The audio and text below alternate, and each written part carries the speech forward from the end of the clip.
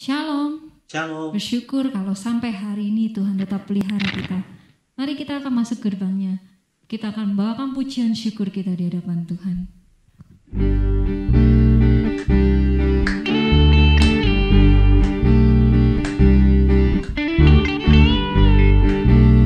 Katakan sebab Tuhan Dia baik. Mari masuk gerbangnya dengan hati bersyukur, halamannya dengan pujian, penuhi baitnya dengan nyanyian syukur, hadirannya penuh sukacita. Sebab Tuhan Dia baik dan anugerahnya kekal selama-lamanya. Amin. Sebab Tuhan Dia baik dan anugerahnya kekal selama-lamanya. Amin.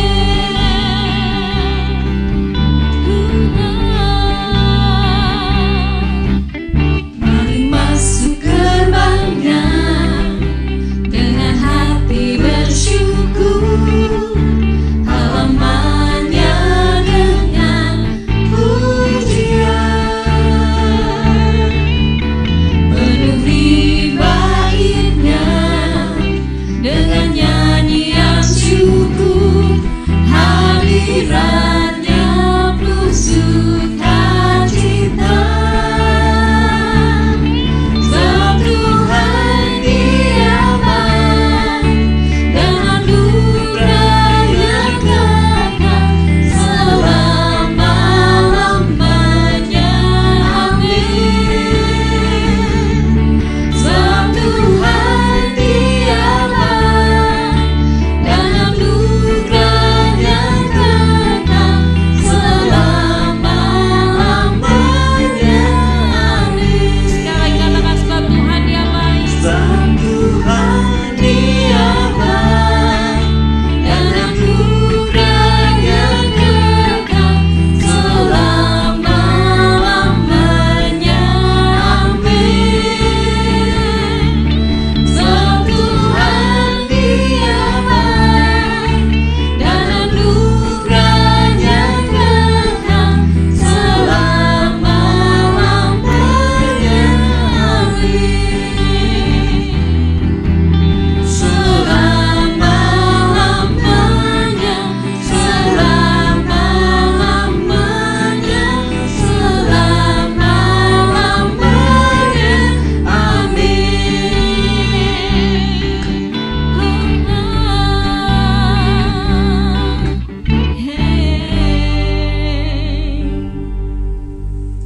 Puji Tuhan, kalau kita sampai saat ini kita masih ada, itu semua hanya karena kasih karunia Tuhan. Amin. Dan satu hal yang Tuhan janjikan, kita ini umat kepunyaannya sendiri, umat yang akan dibawa olehnya semakin hari semakin naik. Meskipun keadaan dunia tidak memungkinkan, tapi Tuhan sendiri yang mengangkat hidup kita. Mari kita akan teduhkan hati kita. Kita akan naikkan iman percaya kita pada Tuhan. Terima kasih Yesus. Dalam kesesakanku, Kau beri kedamaian-Mu. Dalam keraguan ku temukan wajah-Mu.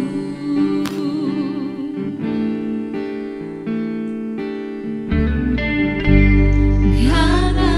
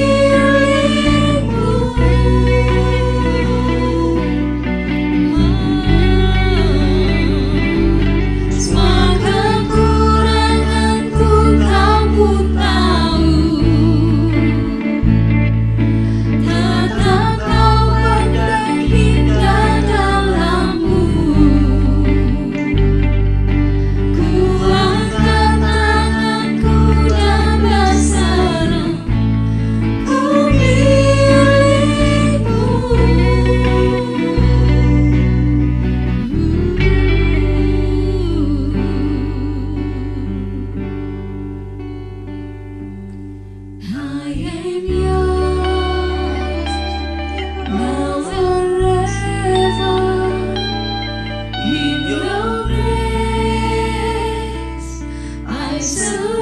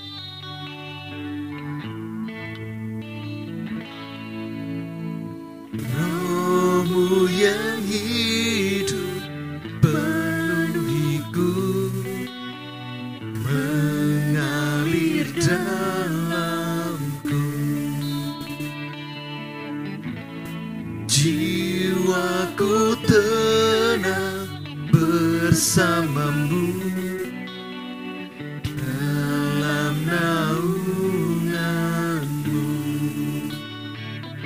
Ku buka hati untuk jemahanmu, berserah penuh di hadiratmu.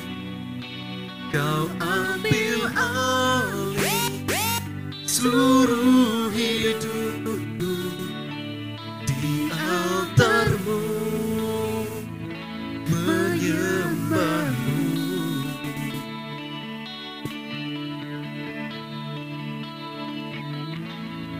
Rohmu yang kudus pulihkanku, Engkaulah damaiku.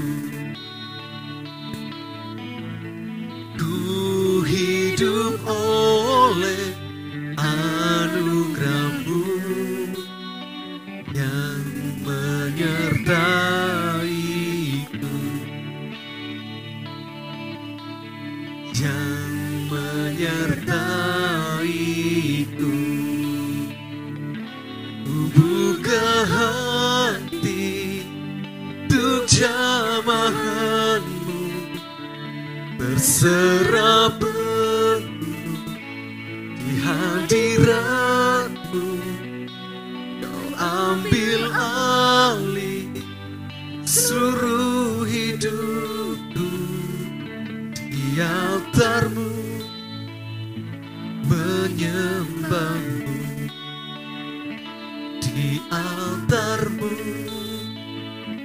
menyembah-Mu.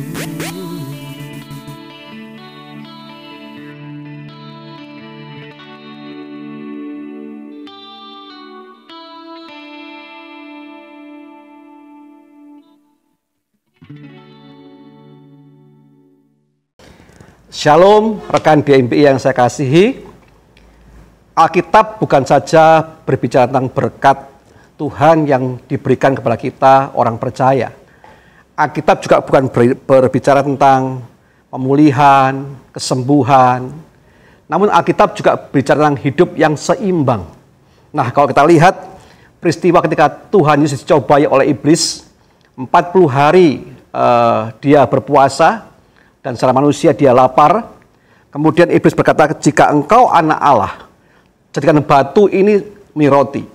Namun Tuhan berkata sebuah prinsip penting tentang kehidupan orang Kristen yang normal, bahwa manusia hidup bukan karena roti jasmani saja, makan, minum, berkat-berkat yang kita terima, namun juga manusia hidup dari firman Tuhan. Saudara yang kasih dalam Tuhan Yesus, Matius 4 ayat 4 berkata, tetapi Yesus menjawab, ada tertulis, manusia hidup bukan dari roti saja, tetapi dari setiap firman yang keluar dari mulut Allah. Nah, sejak pandemi bulan Maret tahun lalu, saya mengamati sebuah kehidupan yang berbeda, new normal. Nah, new normal ini kemudian berimbas kepada kehidupan bergereja orang-orang percaya. Sejak pandemi ada Maret, kemudian pandemi ini menghantam seluruh sisi kehidupan manusia, dari ekonomi, dari segi yang lain, segi iman. Saya melihat bahwa ada sebuah fenomena bahwa orang berusaha begitu rupa, bekerja siang malam, kemudian dia harus overtime, overjob, ya, untuk sekedar memenuhi kehidupan jasmaninya.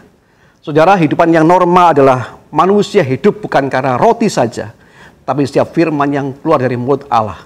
Artinya apa? Bahwa jika kita mengabaikan satu dari dua perkara ini, maka menurut Tuhan Yesus manusia itu bukan hidup lagi, tapi mati.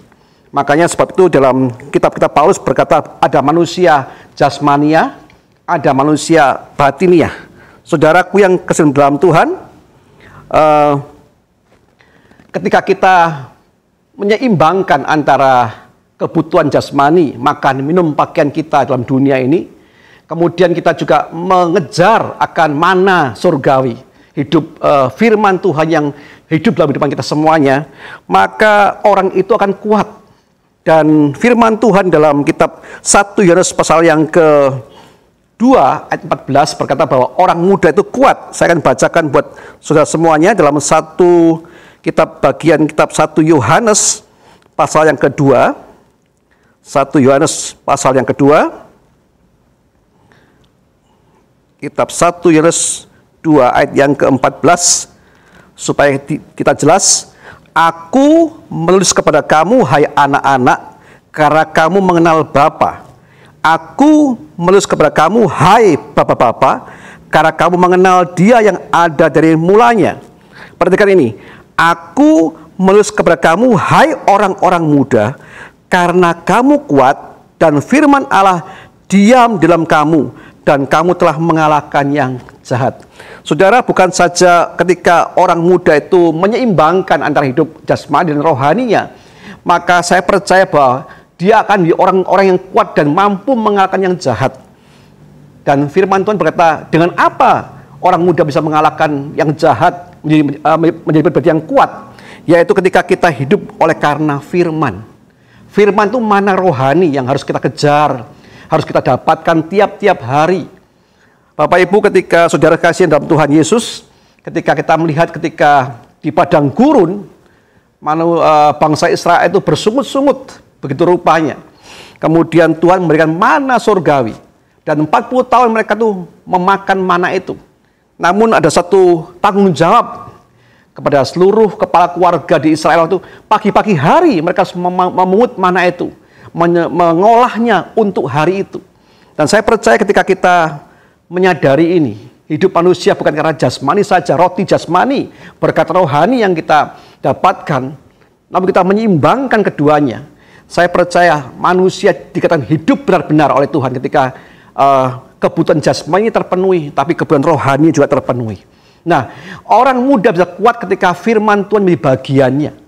Ada 3 alasan yang saya sampaikan, mengapa firman Tuhan itu membuat orang kuat, orang-orang muda kuat. Dan saya membayangkan bahwa di MBI adalah generasi pilar gereja kita hari-hari ini. Saya berharap supaya setiap orang-orang di MBI menjadi pribadi yang kuat, kemudian memberkati gerejanya, memberkati pekerjaan Tuhan di tempat ini. Dan saya percaya Bapak Ibu, itulah tanggung jawab, atau saudara semuanya, tanggung jawab kita semuanya di depan Tuhan. Jangan jadi orang muda yang lembek, yang kemudian mudah menyerah, putus asa, atau orang muda yang hanya memikirkan satu pihak saja, satu hal saja, jasmaninya, kebutuhan roti, jasmaninya, namun rohaninya tidak terpenuhi.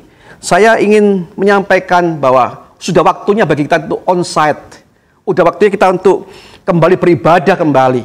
Jangan kita kalah dengan teens, youth yang sudah mulai ibadah hampir 4 bulan ini.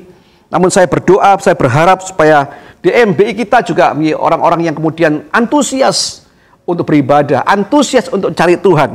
Nah, saya sampaikan 3 saja hal kenapa firman Tuhan itu menjadi kekuatan dalam hidupan orang-orang muda, orang-orang percaya. Yang pertama, karena firman Tuhan itu menumbuhkan iman, saudara.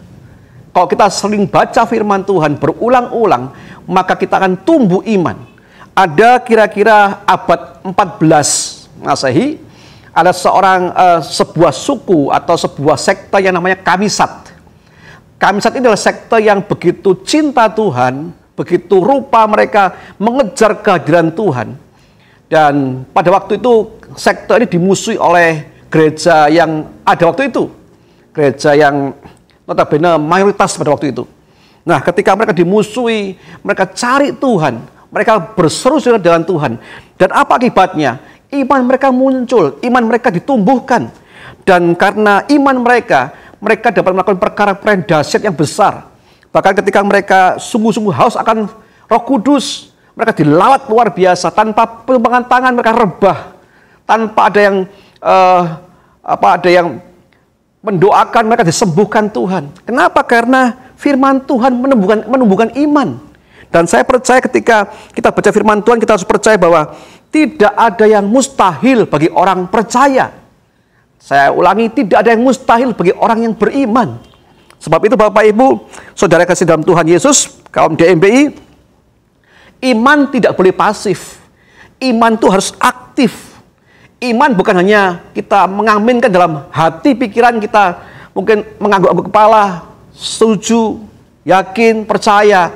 Namun iman itu firman Tuhan kata bahwa harus diwujudkan dalam sebuah tindakan yang nyata. Paulus berkata bahwa iman tanpa perbuatan itu mati.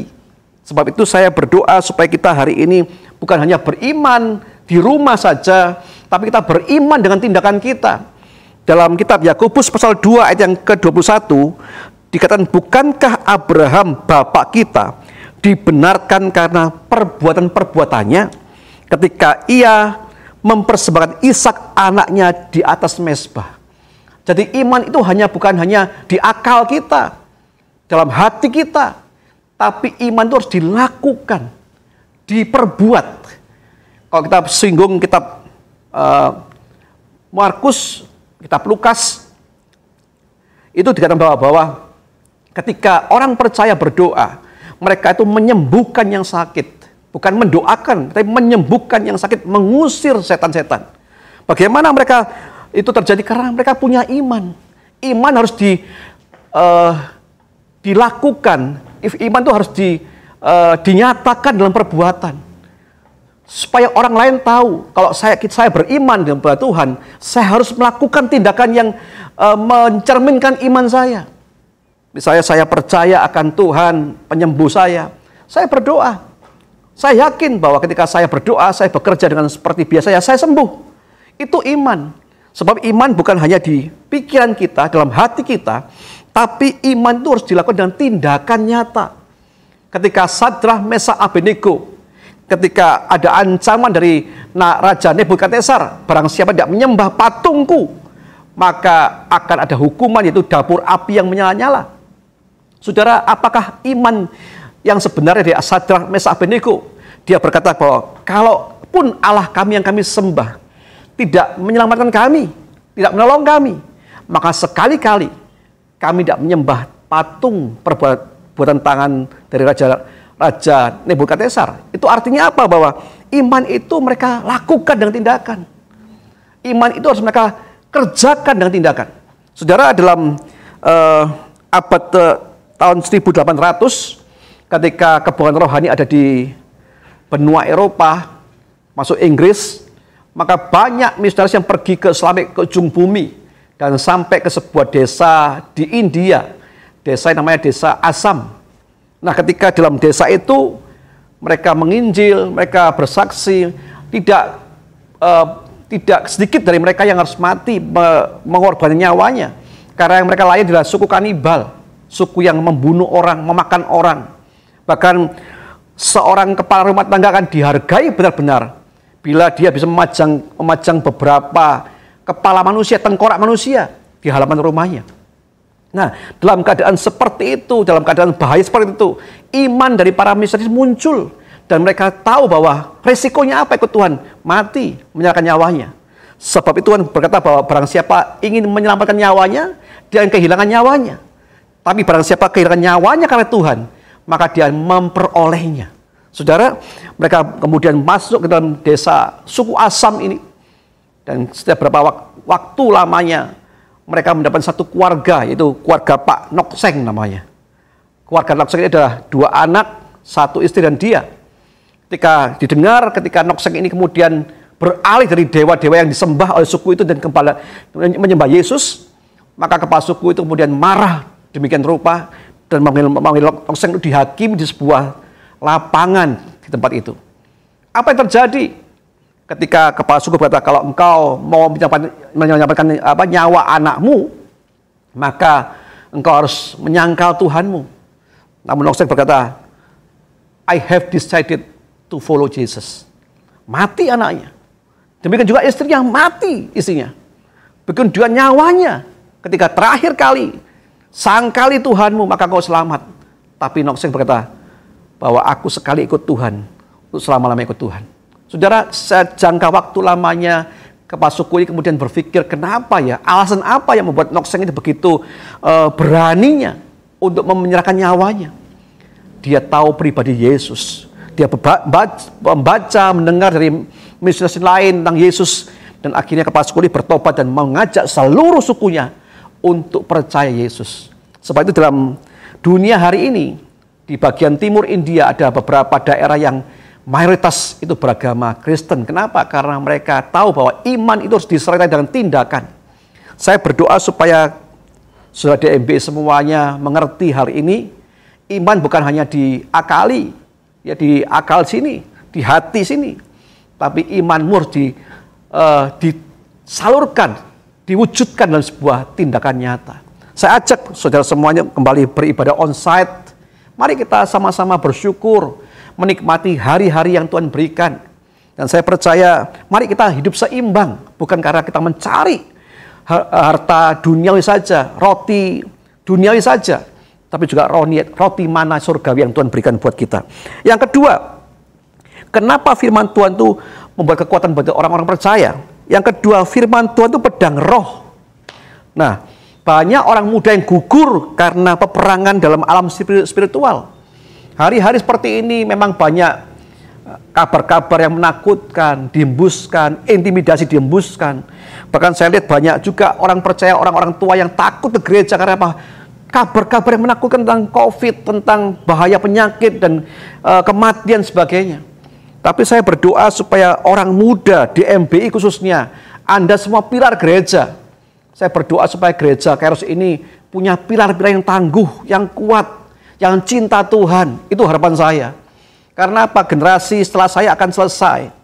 Namun gereja ini ada karena generasi berikutnya yang mau pegang ambil alih tongkat estafet ini. Sebab itu saya persiapkan saudara sungguh-sungguh. Jangan hanya jadi orang Kristen yang biasa-biasa, melihat hal yang biasa-biasa. Tapi jadilah orang muda yang luar biasa. Karena saya percaya bahwa di dalam Tuhan kita punya masa depan yang penuh dengan harapan. Sebab itu cari dalam hidupmu pencarian sungguh-sungguh akan Tuhan.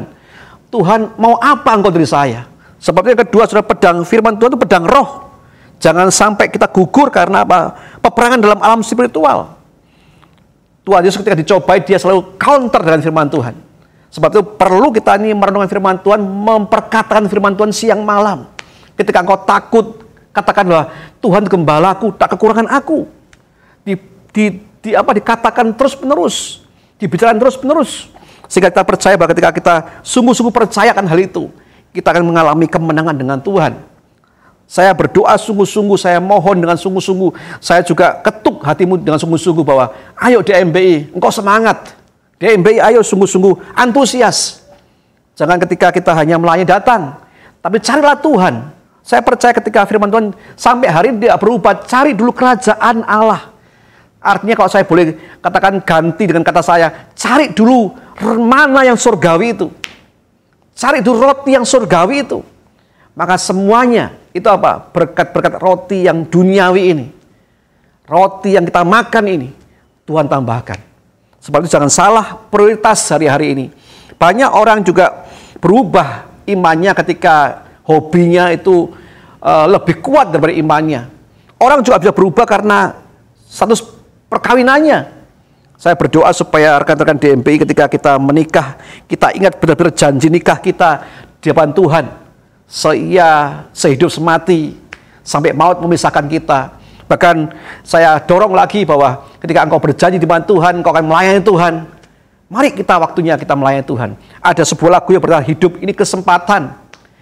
Kita tidak mungkin punya umur 1000 tahun seperti puisinya Khairil Anwar. Hidup kita bisa berhenti di umur-umur yang kita nggak pernah tahu. Tapi kalau kita hari ini masih ada, ayo kita berjuang, senangkan hati Tuhan.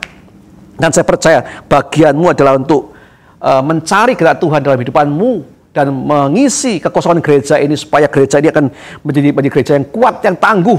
Banyak orang-orang muda juga sebaya kita yang dimenangkan Tuhan. Mari kita jangan lupa bersaksi kepada teman-teman kita bahwa di tempat ini, di gereja ini ada urapan Tuhan yang luar biasa. Jangan kita hanya nikmati diri kita sendiri, kemudian kita cuma mengaminkan diri sendiri. Tapi ini waktunya, kalau kita hidup kita dibeli dengan harga yang mahal dan cuma-cuma. Mari kita berikan yang cuma-cuma itu pada orang lain juga.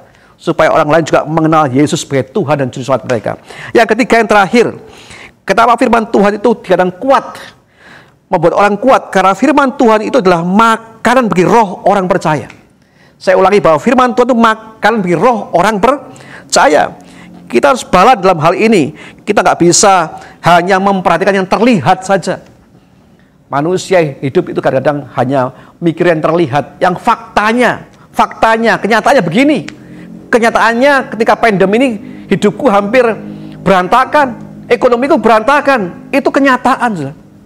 Tapi iman itu adalah orang yang melihat apa yang tidak dilihat oleh mata jasmani hari ini.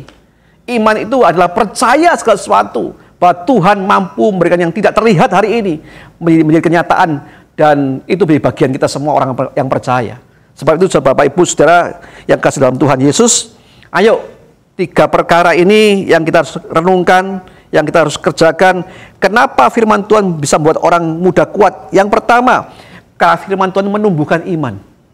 Mari imanmu diperkuat, bukan hanya diakali, di hati, tapi dilakukan. Yang kedua, kenapa firman Tuhan itu membuat kita kuat? Karena firman Tuhan itu pedang roh. Banyak orang muda yang kalah karena pertempuran spiritual yang nggak kelihatan ini. Iblis menggocor dengan berbagai macam pikiran yang menakutkan, intimidasi, bahkan banyak orang yang lari dalam hobinya. Ketika kita penat dalam pekerjaan, kita lari minggu mancing daripada ke gereja. Karena gereja bisa kapan-kapan. Namun kok kau biarkan terus itu rohmu terjadi. Kau biarkan itu alasan-alasan yang kau buat dan engkau setuju dengan alasan itu. Saya percaya lambat laun rohmu akan lemah. Mari kita perkuat bahwa ketika kita sudah mulai berat melangkah ke gereja, karena kita punya hal-hal yang lain, mari kita dahulukan mencari alam yang spiritual, roti mana surgawi ini, supaya roh kita diperkuat kembali. Yang ketiga, kenapa firman Tuhan itu membuat orang muda kuat? Karena firman Tuhan itu adalah makanan bagi roh orang percaya. Ingat bahwa manusia ini ada jiwa dan roh. Tubuh ketika kita mati, tubuh akan binasa. Tubuh ini akan hancur menjadi unsur-unsur dalam bumi ini. Setiap orang seganteng apa, secantik apa, seelok apa dia, ketika dia mati, maka tubuhnya akan hancur bersama dengan tanah, kembali kepada tanah. Tapi roh kembali kepada Tuhan, dan jiwa kita ini loh, mau kemana? Mau ke dalam kekekalan selama-lamanya atau dalam hukuman selama-lamanya? Sebab itu mari kita ini belajar, Bapak Ibu Saudara semuanya, bahwa satu hal yang kita bisa bawa ke surga itu bukan kecantikan kita, ganteng kita, bukan. Tapi yang kita bisa bawa adalah karakter kita yang telah diubah oleh karena firman Tuhan. Saya berdoa supaya 3 perkara ini membuat kita kuat. Saya ingatkan kembali, mari untuk DMPI ini waktunya kita kembali onsite, kembali untuk bergairah ikut Tuhan. Dan saya lihat banyak sekali tempat ini pelayan membutuhkan Anda semuanya. Mari saya undang dukung gerejamu ini. Dalam pandemi ini bukan hanya keluargamu, tapi gereja juga terpukul. Banyak hal-hal yang harus kita kerjakan dengan air mata, dengan doa. Mari kita dukung gereja ini, supaya dalam ketika kita dukung gereja ini, saya percaya bahwa Tuhanlah yang akan membalas semua kebaikan kita semuanya. Ingat bahwa apa yang kau tabur ini, engkau sedang masuk dalam BCA, bank sentralnya Allah. Kalau kita bisa menabung di bank, deposito, dan bisa lenyap sewaktu-waktu, karena mungkin krismon, mungkin karena devaluasi sebagainya. Namun ketika kita memberikan hidup kita, tenaga kita, waktu kita, mungkin dana kita juga untuk membiayai rumah Tuhan ini, maka kita sedang menabur dalam kerajaan kekal nanti. Saya berdoa supaya 3 perkara ini kita renungkan. Sungguh-sungguh saya berharap DMPI kita menjadi DMPI yang kokoh, yang kuat. Banyak hal yang kalau kita bisa lakukan dalam pelayanan ini, juga banyak hal alasan yang kita bisa berikan kalau saya nggak bisa melayani. Keluarga saya, jadwal saya sibuk, itu semua yang memang hari-hari ini terjadi dalam pandemi ini. Tapi saya pesankan, cari dulu kerajaan Allah. Cari dulu roti yang surgawi, mana yang surgawi. Maka semuanya roti yang jasmani Tuhan tambahkan buat kita semuanya. Haleluya. Saya berdoa buat saudara semuanya. Kami bersyukur Tuhan Yesus pada malam hari ini kami boleh bersama-sama dengan saudara kami di MBI ikutin ibadah online ini. Tuhan, kuatkan iman kami, roh kami, supaya ketika kami akan kembali Tuhan onset nanti, kami punya antusias, kami punya kekuatan untuk melayani Engkau. Kami berdoa Tuhan untuk setiap DMB yang sudah lama tidak hadir, bahkan hampir setahun ini Tuhan. Kami berdoa supaya iman mereka dikuatkan senantiasa. Dan bulan depan kalau kami buka ibadah onset, Kami boleh datang ke rumah Tuhan, berbondong-bondong, menikmati hadirat Tuhan, menikmati segala kebaikan Tuhan. Dan kami dari itu Tuhan, kami ingin memberikan terbaik buat Tuhan. Apa yang kami bisa lakukan untuk gereja ini, kami lakukan buat Tuhan. Terima kasih Bapak, kami bersyukur buat firman-Mu, kuatkan setiap kami yang lemah, dan kami percaya Tuhan Kau menghibur kami yang sejati. Dalam nama Tuhan Yesus Kristus berdoa dan bersyukur. Haleluya. Amin. Selamat sore. Tuhan berkati.